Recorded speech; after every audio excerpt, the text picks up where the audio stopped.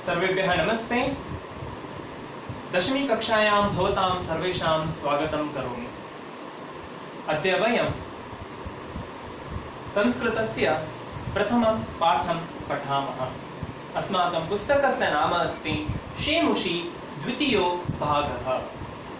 अत्र अस्माकं प्रथमपाठः अस्ति शुचि पर्यावरणम्। एका प्रार्थना, यदि भवतां समीपे पुस्तकं नास्ति चेत्, पाठ्यपुस्तकं नास्ति चेत् कृपया इंटरनेट मध्ये डाउनलोड कुर्वन्तु। पीडीएफ द्वारा लभ्यते।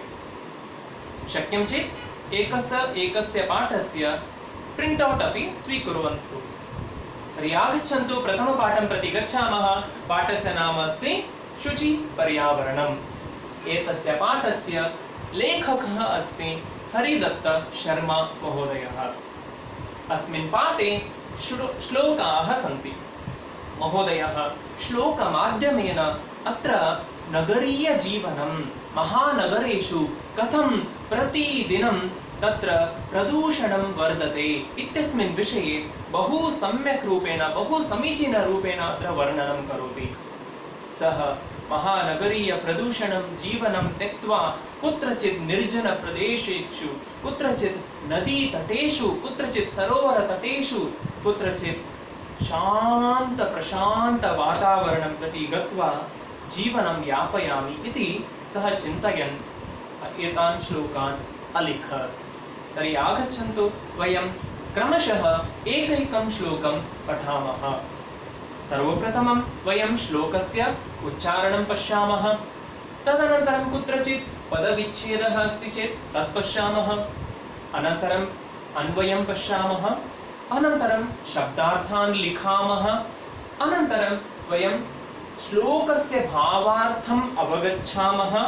तदनन्तरम् अन्ते यदि अत्र प्रति श्लोके विपरीतार्थकपदम् इत्युक्ते अपोजिट वर्ड्स, अनन्तरं समानार्थकपदं सिनोनिम् अस्ति चेत् तदपि अवगच्छामः, लिखामः च।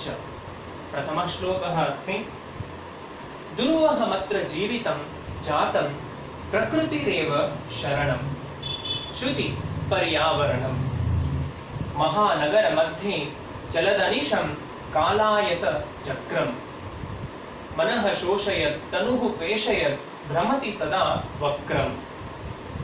दुर्दान्तैर्दशनैरमुना स्यान्नैव जनग्रसनम् शुचि पर्यावरणम् इति श्लोकः अस्ति। पश्यन्तु, अत्र कुत्र वयं पदविच्छेदं कर्तुं शक्नुमः? दुर्वहं प्लस् अत्र, दुर्वहमत्र। अनन्तरम् अत्र आगच्छन्तु, प्रकृतिरेव। अत्र सन्धिः विच्छेदः कथं भवति? प्रकृति प्लस् एव, प्रकृतिः प्लस् एव, प्रकृतिरेव। अनन्तरम् आगच्छति पर्यावरणं। पर्यावरणस्य पदविच्छेदं कथं भवति? परि प्लस् आवरणं, पर्यावरणम्। अनन्तरं चलत् प्लस् अनीशं, चलदनीशम् इति अत्र पदविच्छेदः भवति। अनन्तरम् अत्र दुर्दान्तैः, पश्यन्तु अत्र सन्धिः भवति। सन्धिविच्छेदः कथं भवति? दुर्दान्तैः दशनैः अमुना, दुर्दान्तैः दशनैः प्लस् अमुना। अत्र पुनः सन्धि अस्ति, स्यान्नैव। कथं? स्यात् प्लस् न प्लस् एव, स्यात् न एव, स्यान्नैव जनग्रसनम् इति अत्र पदविच्छेदः अभवत्। तर्हि अहम् इदानीम् एतस्य श्लोकस्य प्रथमम् अन्वयं वदामि। अवगच्छन्तु, प्रयत्नं कुर्वन्तु। कथं भवति अत्र अन्वयः? सर्वे अत्र पश्यन्तु ध्यानेन। अत्र जीवितं जातं दुर्वहम्, अत्र जीवितं जातं दुर्वहम्, प्रकृतिः एव शरणं शुचि पर्यावरणम्। महानगरमध्ये अनिशं कालायसचक्रं चलत्, मनः शोषयत् तनुः पेशयत् सदा वक्रं भ्रमति। अमुना दुर्दान्तैः दशनैः जनग्रसनं स्यात् न एव शुचि पर्यावरणम् इति अत्र श्लोकस्य अन्वयः अभवत्। इदानीं वयम् एकं कार्यं कुर्मः, क्रमशः एकैकस्य पदस्य अर्थं पश्यामः, लिखामः, अनन्तरम् अहं भावार्थं वदिष्यामि। सर्वे कृपया पश्यन्तु।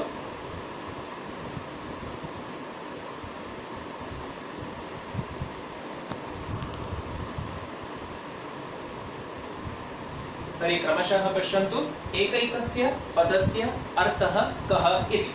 पुनः सर्वे कृपया लिखन्तु।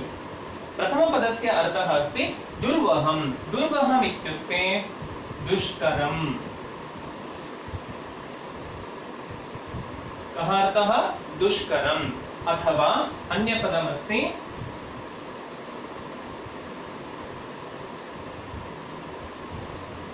कठिनम्। किमस्ति? कठिनम्। द्वितीयपदमस्ति अत्र जीवितं। जीवितम् इत्युक्ते जीवनं। बहु सरलपदम्, जीवनम् इति। तृतीयपदमस्ति शुचिः। शुचिः इत्युक्ते किं? बहु सरलमस्ति, वदन्तु। शुचिः इत्युक्ते पवित्रम्।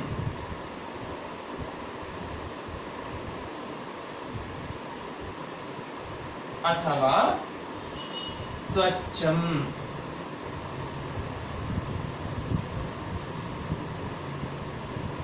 शुद्धम् इति। चतुर्थपदमस्ति शोषयत्। शोषयत् इत्युक्ते अस्ति अत्र शुष्कीकरणम्।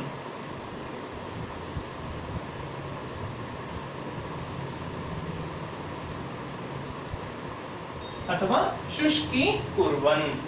अनन्तरमस्ति तनुः। तनुः इत्युक्ते शरीरम्। तनुः इत्युक्ते शरीरम्।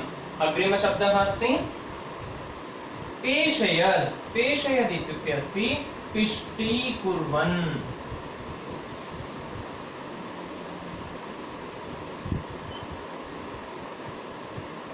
अन्तिमशब्दः अस्ति वक्रम् इत्युक्ते कुटिलम्।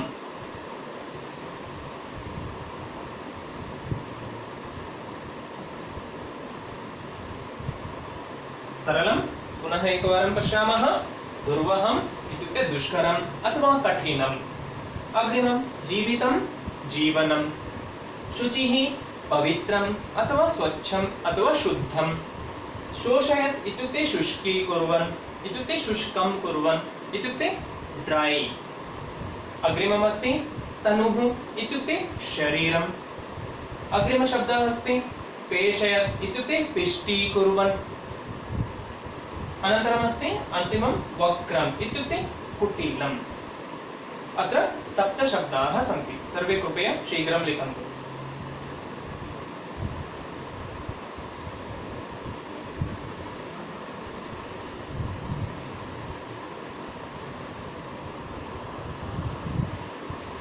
इतोपि केचन शब्दाः सन्ति, सर्वे पश्यन्तु। अत्र अष्टमशब्दः अस्ति दशनैः। दशनैः शब्दस्य अर्थः अस्ति अत्र दन्तैः। दन्तः इति वयं जानीमः, दन्तः टीत् तत्र। अनन्तरम् अमुना। अमुना इत्युक्ते अनेन।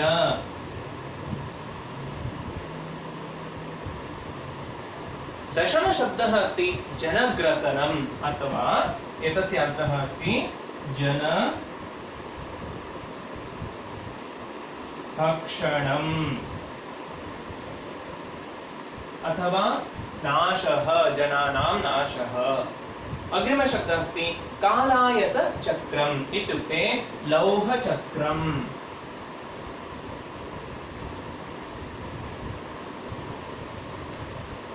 यथा गतवर्षे भवन्तः नवमी कक्षायां पठितवन्तः, पाठस्य नाम आसीत् लोहतुला। लोहतुला यथा भवति किल, तक्कडी इति वदामः कन्नडे, तदैव अत्र लौहचक्रम्, चक्रम्। अन्तिमशब्दः अस्ति दुर्दान्तैः इत्युक्ते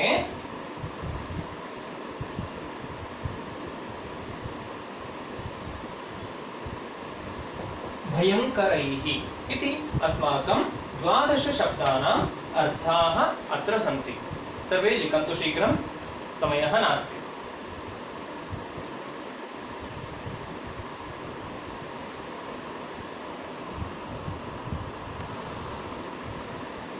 यदि शब्दार्थलेखनं समाप्तं चेत् पुनः एकवारं श्लोकं प्रति पश्यन्तु, श्लोकं प्रति आगच्छन्तु। इदानीं वयं श्लोकस्य अर्थं पश्यामः। कः एतस्य भावार्थः? पश्यन्तु, प्रथमशब्दस्य अर्थः अहम् उक्तवान्, दुर्वहं। दुर्वहम् इत्युक्ते कठिनम् अथवा दुष्करं। किं दुष्करमस्ति? जीवितं, जीवनं दुष्करं जातम्। अस्माकं जीवनं कुत्रत्य जीवनं? महानगरीय जीवनं। यत्र वयं वसामः महानगरेषु, तत्रत्य जीवनं किम् अभवत्? बहु कठिनम् अभवत्, बहु कष्टकरम् अभवत्। अस्माकं सर्वेषां नगरीयजीवनं कठिनम् अभवत्, दुष्करम् अभवत्। तर्हि प्रकृतिः एव शरणम्।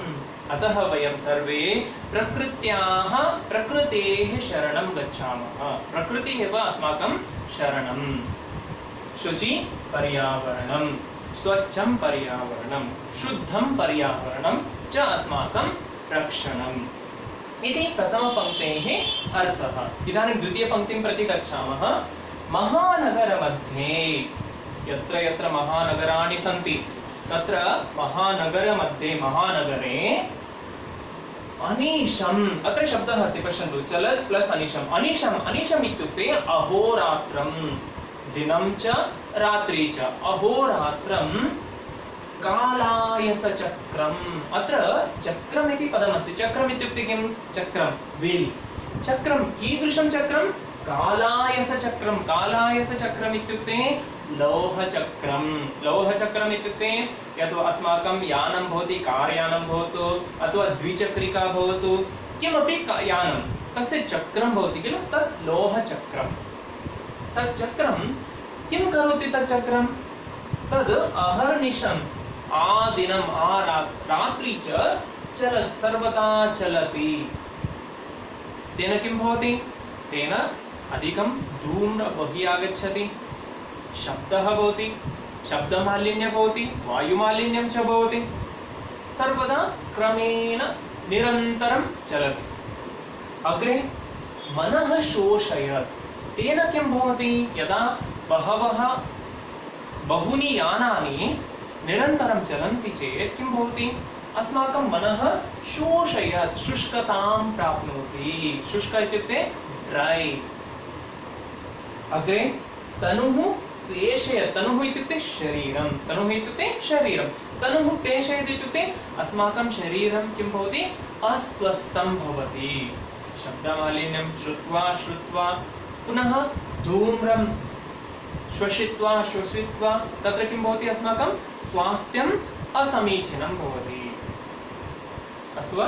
अनन्तरं प्रेषयत्, भ्रमति सदा वक्रं। तत् चक्रं किं भवति? सदा वक्रं भ्रमति। पश्यन्तु, वक्रं चक्रम्। अत्र तत् चक्रं सर्वदा इत्युक्ते सदा वक्रं भ्रमति, अत्र तत्र सर्वत्र अटति, गच्छति। अनन्तरम् अन्तिमपङ्क्ति पश्यन्तु, अमुना। अमुना इत्युक्ते अनेन चक्रेण किं भवति? दुर्दान्तैः सह चक्र। तत् चक्रं कथमस्ति? दुर्दान्त। दुर्दान्त इत्युक्ते भयङ्करमस्ति, महान् भयङ्करमस्ति। पुनः दशन। दशन इत्युक्ते किम् उक्तवान् अहं? दन्तः। भयङ्करैः दन्तैः किं करोति सः? सः जनग्रसनं स्यात्। किं करोति? जनस्य जीवनं नष्टं करोति, जनस्य भक्षणं करोति, अस्माकं जीवनस्य नाशः भवति। अतः शुचि पर्यावरणं प्रति वयं गच्छामः, प्रकृतिं रक्षयामः इति अस्माकं प्रथमश्लोकस्य भावार्थः। एतस्य अर्थम् अहं कन्नडभाषायां वक्तुं प्रयत्नं करोमि। पश्यन्तु, सरलभाषा। अत्र ಇಲ್ಲಿ ಜೀವಿತ ನಮ್ಮ ಜೀವನ ದುರ್ವಹಂ ಜಾತಂ, ಕಠಿಣ ಆಯಿತು. ಅದಕ್ಕೆ ನಮಗೆ ಪ್ರಕೃತಿ ಏವ ಶರಣಂ, ಪ್ರಕೃತಿನೇ ನಮಗೆ ಶರಣ. ಮತ್ತೆ ಶುಚಿ ಪರ್ಯಾವರಣ, ಶುದ್ಧ ಪರ್ಯಾವರಣ, ಸ್ವಚ್ಛ ಪರ್ಯಾವರಣ. ಮಹಾನಗರಗಳಲ್ಲಿ ಅನಿಶಂ ರಾತ್ರಿ ಹಗಲು ಈ ಒಂದು ಚಕ್ರ ಇದೆ ಅಲ್ವಾ, ಯಾವ ಚಕ್ರ ಅಂದ್ರೆ ಲೋಹ ಚಕ್ರ. ಆ ಚಕ್ರ ರಾತ್ರಿ ಹಗಲು ಚಲತ್ ಯಾವತ್ತು ಹೋಗ್ತಾನೇ ಇರತ್ತೆ, ಓಡ್ತಾನೇ ಇರತ್ತೆ. ಮತ್ತೆ ಆ ಚಕ್ರ ಏನ್ ಮಾಡುತ್ತೆ, ಮನಃ ಶೋಷಯತ್, ನಮ್ಮ ಮನಸ್ಸನ್ನು ಏನ್ ಮಾಡತ್ತಂದ್ರೆ ಶುಷ್ಕ ಮಾಡುತ್ತೆ. ಶುಷ್ಕ ಅಂದ್ರೆ ಒಣಗಿಸುತ್ತೆ. ಆಮೇಲೆ ತನುಪೇಶಯತ್, ನಮ್ಮ ಶರೀರವನ್ನು ಕೂಡ ಹಾಳು ಮಾಡುತ್ತೆ, ಅಂದ್ರೆ ನಷ್ಟ ಮಾಡುತ್ತೆ. ಅದರಿಂದ ನಮ್ಮ ಸ್ವಾಸ್ಥ್ಯ ಕೆಟ್ಟ ಹೋಗುತ್ತೆ. ಆಮೇಲೆ ಅದು ಚಕ್ರ ಏನಾಗುತ್ತೆ ಅಂದ್ರೆ ಸರ್ವದಾ ಸದಾ ನಿರಂತರವಾಗಿ ವಕ್ರ ರೀತಿಯಲ್ಲಿ, ಕುಟಿಲ ರೀತಿಯಲ್ಲಿ ಯಾವತ್ತು ಚಲ ಇದುಕ್ಕೆ ಓಡ್ತಾನೆ ಇರುತ್ತೆ. ಆಮೇಲೆ ಅಂತಿಮ ಪಂಕ್ತಿ, ಕೊನೆಯ ಪಂಕ್ತಿಯನ್ನು ನೋಡಿ. ಅಮುನ, ಈ ಚಕ್ರ ಯಾಗಿದೆ, ದುರ್ದಾಂತ ಅಂದ್ರೆ ಭಯಂಕರವಾಗಿದೆ. ಆಮೇಲೆ ದಶನೈ, ಅದರ ಭಯಂಕರ ಹಲ್ಲುಗಳಿಂದ ಜನಗ್ರಸನಂ ಅಂದ್ರೆ ಮನುಷ್ಯನ ತಿಂದು ಬಿಡತ್ತೆ.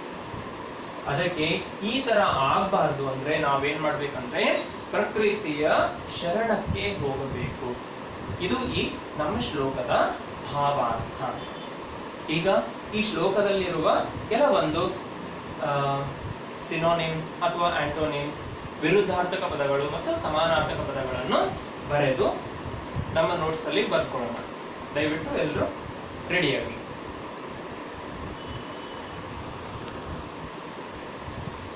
ಪಶ್ಯಂತು ಕಾನಿಚನ ವಿಲೋಮ ಪದಾನಿ ಅತ್ರ ಸಂತಿ. ಪ್ರಥಮ ಪದಮಸ್ತಿ ದುರ್ವಹಂ. ದುರ್ವಹಂ ಇತ್ಯುಕ್ತೆ ವಯಂ ಜಾनीमः, ತಸ್ಯ ವಿಲೋಮ ಪದಮಸ್ತಿ ಸುವಹಂ.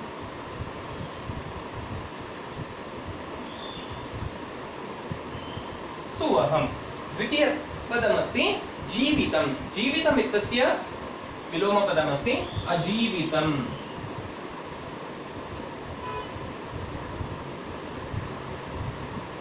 अथवा मरणम. तृतीय पदमस्ति अस्माकं अशुद्धम. अत्र शुचि अथवा शुद्धम किमपि एकम्. अग्रिमपदमस्ति वक्रम. वक्रम इत्यस्य पदमस्ति अवक्रम.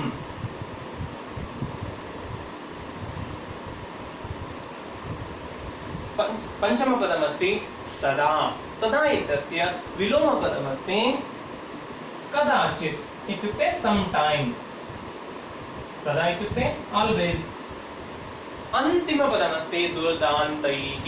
एतस्य विलोमपदं पश्यामः सरलैः. दुर्दान्त इत्युक्ते भयङ्करम्, अत्र सरलम्. एवं रूपेण अस्माकम् अत्र प्रथमश्लोकः, प्रथमश्लोकस्य उच्चारणं, तत्र पदविच्छेद, अन्वयः, शब्दार्थ, भावार्थ, अनन्तरं विलोमपदानि. एवं रूपेण अस्माकं प्रथमश्लोकः समाप्तः. इदानीं वयं द्वितीयश्लोकं प्रति गच्छामः. सर्वे सिद्धाः भवन्तु.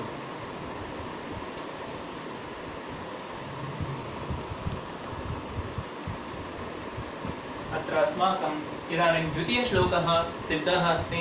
कृपया पश्यन्तु. द्वितीयश्लोकस्य उच्चारणम् एकवारं करोमि. सर्वे सम्यक् पश्यन्तु.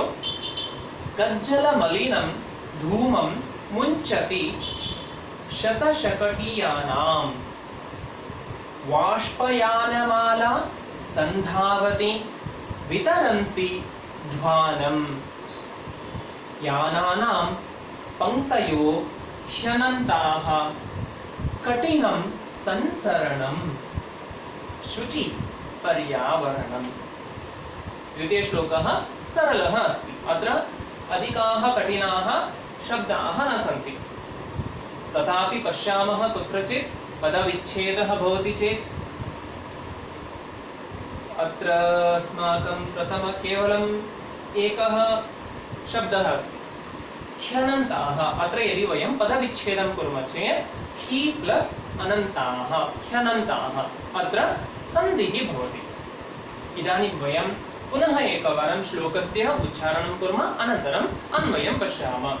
कज्जलमलिनं धूमं मुञ्चति शतशकटीयानां वाष्पयानमाला संधावति वितरन्ति ध्वानं यानानां पंक्तयो ह्यनन्ताः कठिनं संसरणं शुचि पर्यावरणम्।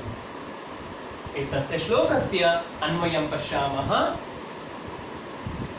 शतशकटीयानां धूमं मुञ्चति कज्जलमलिनं।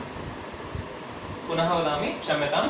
शतशकटीयानां कज्जलमलिनं धूमं मुञ्चति वितरन्ति ध्वानं वाष्पयानमाला संधावति। वितरन्ति ध्वानं वाष्पयानमाला संधावति यानानां पंक्तयो ह्यनन्ताः संसरणं कठिनं शुचि पर्यावरणम्। एवं एतस्य श्लोकस्य वयम् अन्वयं दृष्टवन्तः। तर्हि इदानीं किं करणीयम्? इदानीं किम् इत्युक्ते, एतस्य श्लोकस्य यदि कठिनाः शब्दाः सन्ति चेत् तेषाम् अर्थं पश्यामः।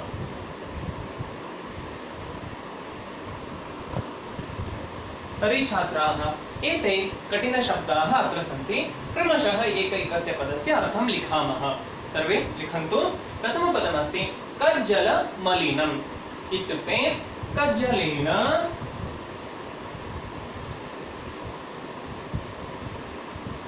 मलिनम्। प्रथमपदम्। इदानीं कज्जल इत्युक्ते किं? हिंदी भाषायां वयं वदामः काजल। काजल अत्र स्थापयन्ति किल सर्वे? यदि लघुछात्रः भवति चेत् लघुबालकः अत्र स्थापयन्ति, अत्र स्थापयन्ति। कन्नडभाषायां काडिगे इति वयं वदामः, कप्पु बर्ण। द्वितीयपदमस्ति धूमः। धूमः इत्युक्ते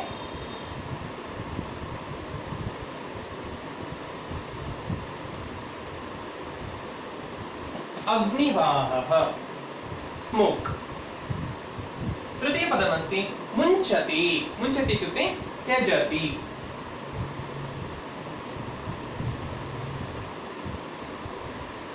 त्यजति। चतुर्थपदमस्ति वाष्पयानमाला। इत्युक्ते रेलयानानां वाष्पयान इत्युक्ते रेलयानं, ट्रेन। रेलयानानां माला। माला इत्युक्ते पंक्ति। पंक्ति इत्युक्ते माला, अतः पंक्ति।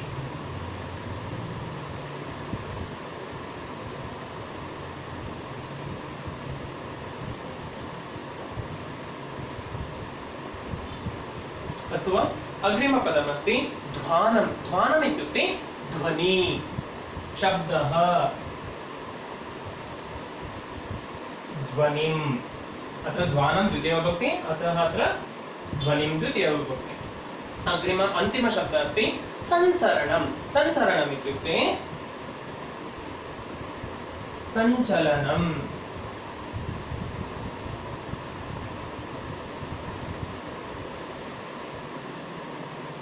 सञ्चलनम् अथवा चलनं, किमपि एकं वदामः।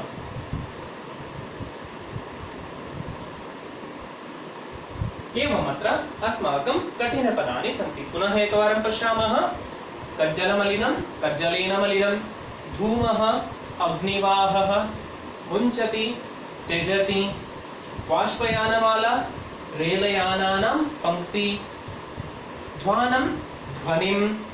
संसरणं, सञ्चलनम् अथवा चलनम् इति अस्माकम् एतानि कठिनपदानि सन्ति। शीघ्रं लिखन्तु। एकनिमिष समयं ददामि।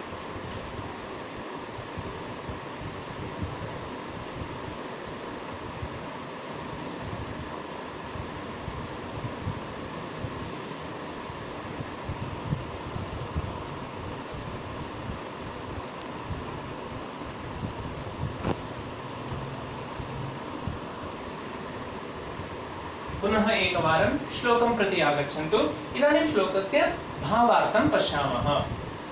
अत्र बहु सरल अर्थः अस्ति, कठिनं नास्ति। सर्वे पश्यन्तु। प्रथमपदमस्ति शतशकटियानाम् अत्र यानम् इत्युक्ते किं वाहनम् इत्युक्ते अनेकवाहनानां बहुविधवाहनानां बहुवाहनानां बहुयानानां यत् धूमं मुञ्चति धूम इत्युक्ते किम् अहम् उक्तवान् धूम इत्युक्ते धूम्रं स्मोक् धूमं मुञ्चति बहिः आगच्छति यानात् यत् धूम बहिः आगच्छति तद् धूम कथमस्ति कीदृशमस्ति हौ इट् इस् तद् कज्जलमलिनमस्ति कज्जल इव मलिनं कज्जलेन मलिनं डार्क् लैक् तत् काजल् काडिगे यत्र कप्पु इति अनन्तरं किमस्ति तद् वाष्पयानमाला इदानीम् अहम् उक्तवान् वाष्पयानम् इत्युक्ते रेलयानस्य माला इत्युक्ते रेलयानानि बहूनि रेलयानात् तद् पङ्क्ति भवति तत् कथं भवति तत् ध्वानं वितरन्ति तद् यदा गच्छति बहु शब्दं करोति शब्दमालिन्यं ध्वानं वितरन्ति सन्धावति इत्युक्ते चलति गच्छति रेलयानं कथं गच्छति शब्दं कुर्वन् अग्रे गच्छति इति अर्थः तृतीयपङ्क्ति पश्यन्तु अनन्ताः पङ्क्तयः यानानां पश्यन्तु मार्गे बहूनि यानानि लभ्यन्ते अतः अनन्ताः असङ्ख्याताः यत् गणनां न कर्तुं शक्यन्ते असङ्ख्याताः अनन्ताः यानानां पङ्क्तयः तत्र परन्तु पुनः तेन का समस्या भवति संसरणं कठिनं संसरणम् इत्युक्ते चलनं बहु कठिनं भवति मार्गे जनानां चलनं बहु समस्या भवति यदा सम्मर्दः भवति चेदपि यानम् अपि अग्रे न गच्छति तत्रापि समस्या भवति एतस्य अर्थः एकवारं कन्नडे पश्यामः कन्नडे प्रयत्नं करोमि अवगच्छन्तु ಶತಶಕಟಿಯಾನಾಂ ತುಂಬಾ ವಾಹನಗಳ ಜಾಸ್ತಿ ವಾಹನಗಳ ಕಜ್ಜಲ ಮಲಿನಂ ಇವ ಅಂದರೆ ಕಾಡಿಗೆಯ ತರ ಕಪ್ಪು ಧೂಮ ಅಂದ್ರೆ ಹೊಗೆ ಸ್ಮೋಕ್ ಮುಂಚತಿ ಬರುತ್ತೆ ಅಂದ್ರೆ ಕಾಡಿಗೆಯ ತರ ಕಪ್ಪು ಹೊಗೆ ಅನೇಕ ಗಾಡಿಗಳಿಂದ ಹೊರಬರುತ್ತೆ ಅದರಿಂದ ಏನಾಗುತ್ತೆ ನಮಗೆಲ್ಲ ಗೊತ್ತು ಆಮೇಲೆ ಎರಡನೇದು ಮೊದಲನೇ ಪಂಕ್ತಿಯಲ್ಲಿ ನಾವು ನೋಡಿದ್ವಿ ರೋಡಿನಲ್ಲಿ ಚಲಿಸುವ ವಾಹನಗಳು ಎರಡನೇ ಪಂಕ್ತಿಯಲ್ಲಿ ರೇಲಯಾನ ಅಂದ್ರೆ ರೈಲ್ವೆ ಟ್ರೈನ್ ಬಗ್ಗೆ ನೋಡೋಣ ಈ ಟ್ರೈನ್ ಯಾವ ತರ ಇರುತ್ತೆ ಅಂದ್ರೆ ಧ್ವಾನಂ ವಿತರಂತಿ ಶಬ್ದ ಮಾಡ್ತಾ ಹೋಗುತ್ತೆ ಟ್ರೈನ್ ಹೋಗುವಾಗ ಸೈಲೆಂಟ್ ಆಗಿ ಹೋಗಿರೋದು ಇನ್ನೂವರೆಗೆ ನಾವು ನೋಡಿಲ್ಲ ಶಬ್ದ ಮಾಡುತ್ತೆ ಶಬ್ದ ಮಾಡ್ತಾ ಪುನಃ ಸಂಧಾವತಿ ಅದು ಹೋಗ್ತಾ ಇರುತ್ತೆ ಮುಂದೆ ಆಮೇಲೆ ಯಾನಾನಾಂ ಪಂಕ್ತಯಃ ಹಿ ಅನಂತಾಃ ಈ ವಾಹನಗಳ ಪಂಕ್ತಿಗಳು ಅಂದ್ರೆ ಲೈನ್ಸ್ ಅವೇ ಅನಂತವಾಗಿ ಬಿಟ್ಟಿವೆ ರೋಡ್ ಎಲ್ಲ ವಾಹನಗಳೇ ನಡೆಯೋದಕ್ಕೆ ಜಾಗ ಇಲ್ಲ ಅದಕ್ಕೋಸ್ಕರ ಕವಿ ಹೇಳ್ತಾರೆ ಸಂಸರಣಂ ಕಠಿಣಂ ಅಂದ್ರೆ ನಡೆಯೋದು ತುಂಬಾ ಕಷ್ಟ ಆಗ್ಬಿಟ್ಟಿದೆ ಇದು ನಮ್ಮ ಈ ಎರಡನೇ ಶ್ಲೋಕದ ಅರ್ಥ ಇಲ್ಲಿಗೆ ನಮ್ಮ ಈ ಪಾಠ ಮುಕ್ತಾಯ ಧನ್ಯವಾದಗಳು